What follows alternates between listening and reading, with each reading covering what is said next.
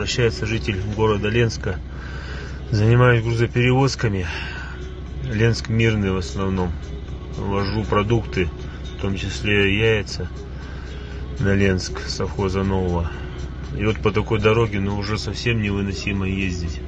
Постоянно переламывают рессоры, постоянно бьются яйца. То есть тут с такой дорогой, это получается трасса Ленск-Мирный, 83 километр от Ленска.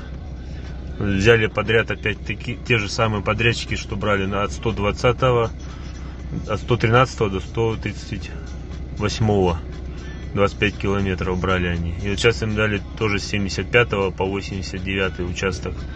Здесь сейчас грейдера ничего не делают, МУАТ, а они ничего тоже не шевелятся. И вот такая ситуация.